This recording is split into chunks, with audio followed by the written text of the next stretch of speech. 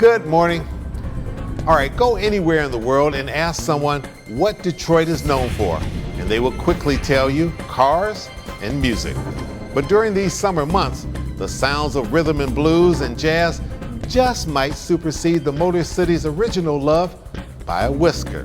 That is, until the Dream Cruise week revs up.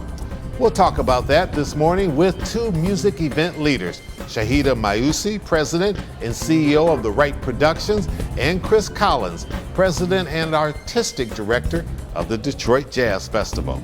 It's Sunday, August the 4th. I'm Chuck Stokes, and this is Spotlight from theCUBE.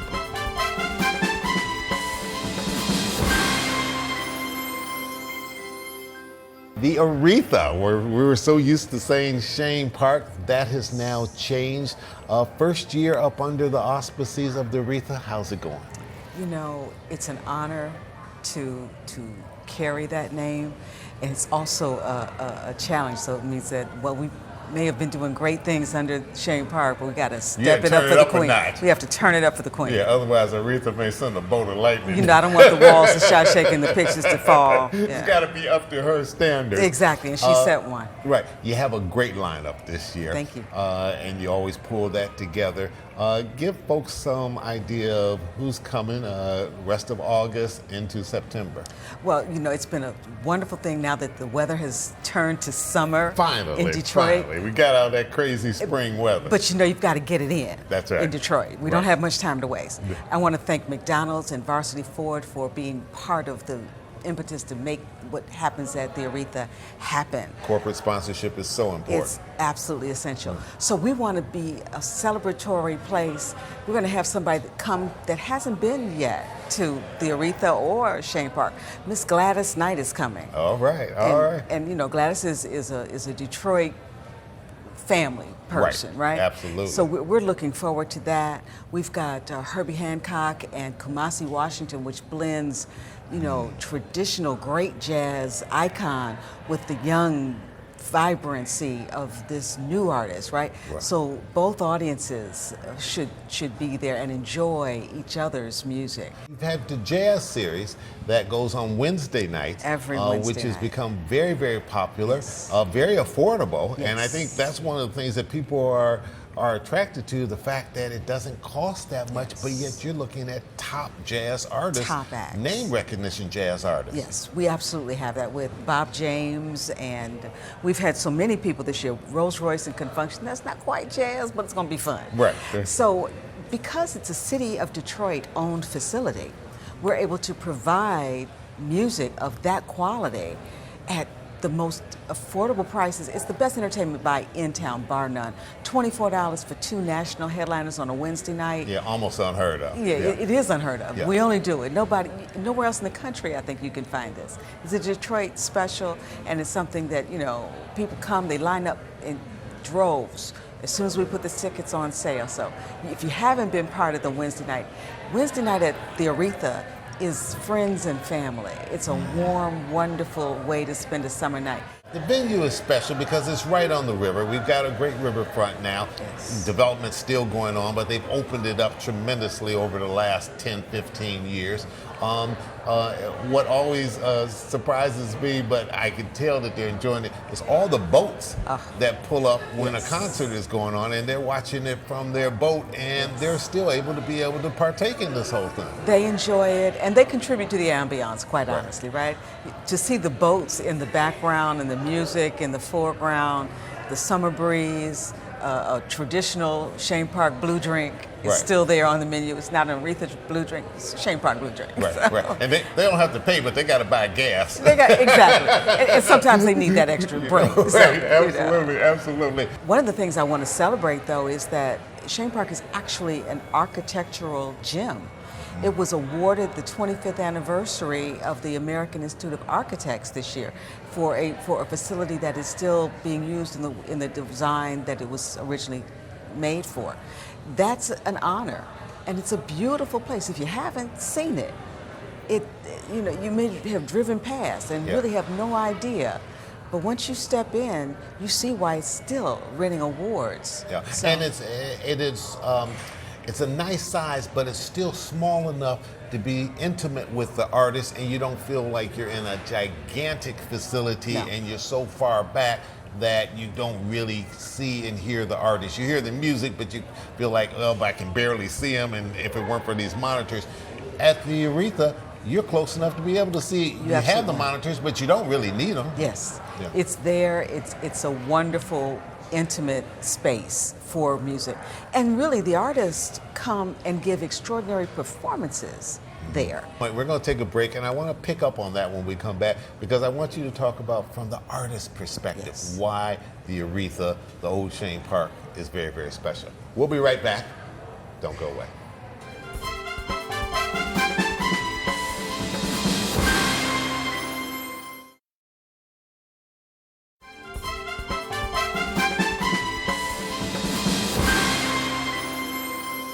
Shahida, I'll talk about, from the artist's perspective, why the Aretha and these type of venues are important and special to them. It's outside, number one, it's summertime, but what do they say to you?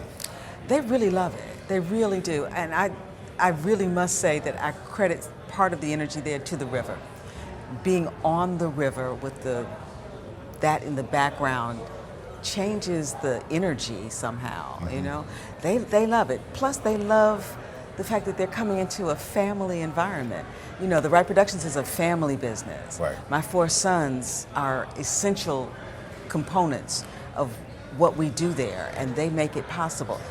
And that's important, especially when we're talking about the African American community and entrepreneurship, is preparing that next generation to keep a business going at the level that the person that started it created. Well, they have not only helped me to build it, and they are essential. As I was saying, my youngest son has just finished a world tour as tour manager for another artist. So he's gone and scoped out best practices and venues all around the world. Spying, he's, right? you know, my industrial spy over the back. But that's important because he is. sees what's happening in other cities. One, seeing what the competition is doing, because when you're all trying to get the same artist, the artists have to sit down and their agents and decide, okay, I can't do all of them, but which 10 or which 15 this summer do I want to do?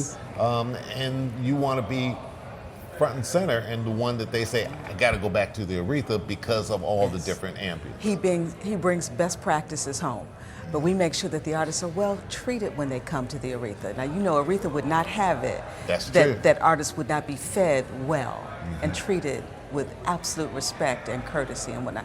So we make sure that they have an entire Aretha Franklin amphitheater experience. How does this fit into the image of this city in music? I've seen Detroit artists sitting backstage talking with international artists, just talking for an hour, 2 hours about the industry, about the music, about the business. So there's a sharing that happens there and a cross-fertilization that happens. So it's a special, special place, and it's our tradition, but it's our honor to be the stewards of this wonderful, wonderful place. We have some of the best audiences and the most discerning audiences in the country. All right, so they can be a little picky. Oh, yeah. This is Motown. Yeah, absolutely. You better bring your A game. Yeah, the VIP experience, what is that? So you're able to come into the Aretha early if you buy a VIP experience, and you can have a light buffet experience there. So you can come, have a bite to eat, get a glass of something that you prefer just before the show if you're part of the VIP experience. And you can acquire that by going online to thearetha.com or through Ticketmaster. All right. You want to mention, I guess, a couple other artists that are coming? We've got a night of Lost 80s coming, which is going to be fun. So A Flock of Seagulls, Wang Chung, Bow Wow. It's going to be a fun rock night. Take folks back a little bit, a little old school. A little bit, you know. Let's have some fun with it. And then, you know, we've also got Return of the Legends, which is an annual event. This is our 16th year of doing, on Labor Day weekend, a couple of shows of classic hip hop. All right, all right. And then people will have a choice because they got the Jazz Fest going on that weekend, but they can just walk down a little further and they can go to the Aretha and make sure that they have nothing but music in downtown Detroit. If jazz is your choice, you've got great options. If hip hop is your flavor, come on down. And when Spotlight returns, we'll talk to Chris Collins about the world's largest free jazz fest. We'll be right back.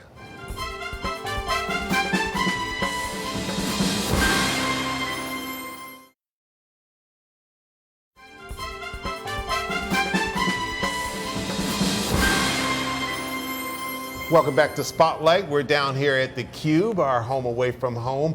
And joining me is Chris Collins. He is president and artistic director of the Detroit Jazz Festival, and certainly someone who makes this place his home. Chris, good seeing you. Good to see you, man. How you doing? I'm doing well. Are you ready? We are ready, baby. All right. We are ready. The whole team. I was in Kansas City, another great jazz town, a couple weeks ago.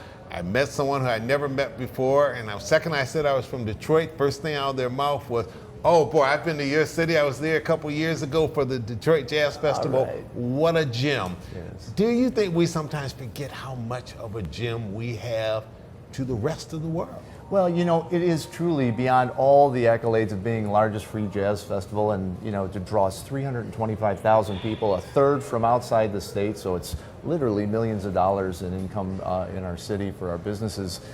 I think it's kind of the Detroit way. We have so many amazing people, amazing initiatives, amazing pieces of history that sometimes we forget how special it is in our own backyard. And yet the rest of the world looks at us and says, "Wow, dig what's going on." Well, it's good we have you to remind our audience out there and anybody who may be in town, just happen to visit, come back for the Detroit Jazz Festival on Labor Day weekend. Talk about the lineup for this year. Well, it's a real special year. It's our 40th anniversary, so we decided to make it a reunion. So we started with bringing back 7 of our past artists in residence. That means we have our artist in residence Stanley Clark with us performing throughout the year, or performing throughout the festival, and then we have Pat Metheny, we have Ron Carter, we have Danilo Perez, Joshua Redmond, Terrence Blanchard, and even Regina Carter is making a guest appearance with Xavier Davis in his string group. So all big headline names, major known cats throughout the jazz world. They are, and they are joined by, you know, some of the new and upcomer, like Veronica Swift is with us this year. Elu, one of the really interesting new piano players, along with Macy Gray, is going to be with us with a new jazz record. So it's something for everyone. In fact, you know, Stanley Clark, for instance, he has been with us all year, teaching and doing different projects, but he's also been preparing. He's been artist in residence. Artist in residence, preparing special performances. So you can imagine the festival will open with the tradition of the second line band with Dr. Valaide's brass band led by Shannon Powell, all the way to the most modern of stuff. At the end of the festival, we'll close it with Stanley Clark presenting a piece that's inspired by John Singleton's film, Boys in the Hood, which brings together Stanley's band, 25-piece string Detroit Jazz Fest orchestra, along with film elements from Singleton's film and a bunch of surprises along the way. It's going to be very special. Under your watch as artistic director, you've done a good job of blending those really big names and those veterans of the jazz world with the new up-and-comers, equally talented, maybe not quite as big a name yet, but on that road. Has your research shown you that people like that? They like mixing in the new with those veteran names? Well, you know, it is simply jazz. Jazz is what you just said. It is something that is based on a history, a vocabulary, the great legacy artists like Ron Carter, who established this vocabulary. But then every day, every moment, you have new artistic ideas, new artists coming up from different places. And so what we do is we have open submission for artists through from February through June 1st, where I get to hear literally thousands of artists. Of course, as a musician, I play with cats all around the world. I get to hear new cats. We do open jam sessions, so I get to hear the young players. And that's an added asset, because you aren't just an administrator sitting in the ivory tower making those decisions. You're out there playing and you know the craft. Yeah, you know, I don't even like the term administrator. I think musicians should run the world now. Well, there might be some, you might make a good argument for that these days, but it does get you in the community. And when you ask, you know, Pat Metheny to do something special or work with, you know, Stanley Clark on his residency, you have to develop trust, and you have to be able to look at the scores and talk musical language, and that's something that you know, the board for the Detroit Jazz Festival Foundation, putting an active artist in my role, was a big move, but it also created, I think, some trust and some a knowledge base that has helped to create some of these very special performances. You have something that you call hometown artist and then homecoming. Yeah. Explain the difference.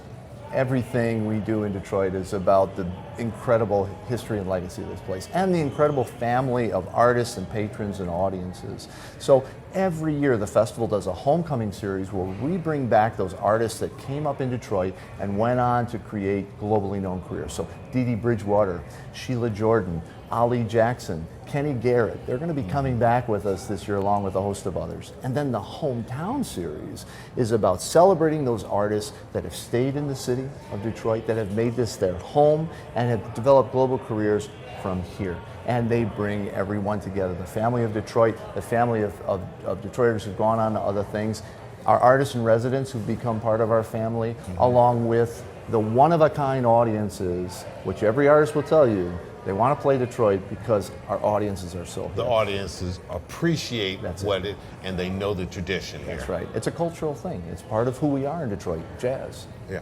All right, we're going to take a little break. When we come back, I want to talk about some of this corporate support, because without them, this wouldn't happen and certainly wouldn't be free for all the people out there. We'll be right back. Don't go away.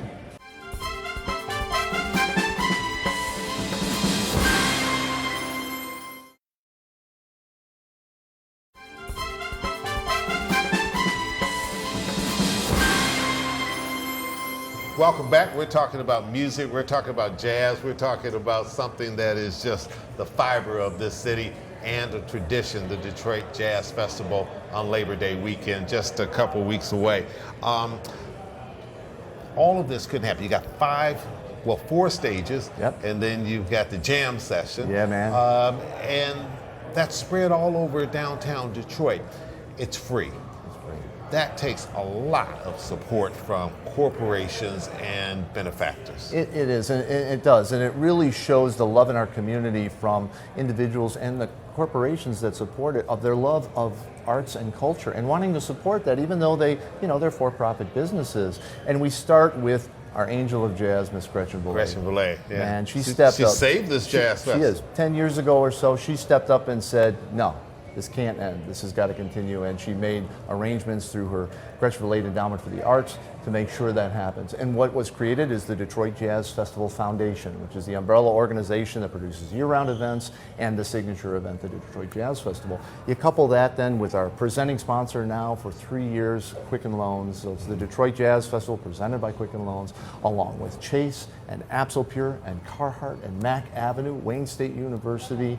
There's so many step up and say, this has to continue, and they jumped on the bandwagon with Miss Boulay, and they made commitments that have created a foundation under the foundation that will ensure that generations from now, the Detroit Jazz Festival will be as what it is or better, and it'll still be free. So our grandchildren and their grandchildren will be able to have the experience that you and I have had. Yeah, and Gretchen has not only put it into the festival, but into the infrastructure, as you just referenced. Look at all what she's doing with Wayne State, the new jazz building that's coming up there. So that's the foundation. They're going to be breeding musicians for years to come. And I will tell you that over the last 20 years, I've seen a movement, and a lot of it is because of Gretchen Boulay and the companies that have sponsored the festival. There's been a growth in jazz clubs. There's been the growth of the festival and venues to play, recording, jam sessions everywhere. A lot of young musicians are coming up in Detroit, and they will tell you they're not going to New York, man, they're staying here. The Detroit Public Schools, they have so many talented students there, and of course with the artistic center that they have there just down the street on Woodward. But I understand you're trying to do something special this year in terms of the instruments that they play? Well, the superintendent, Dr. Beatty, really stepped up, and I'm sure everybody's aware, he made arts an important part of the conversation of Detroit Public Schools Community District.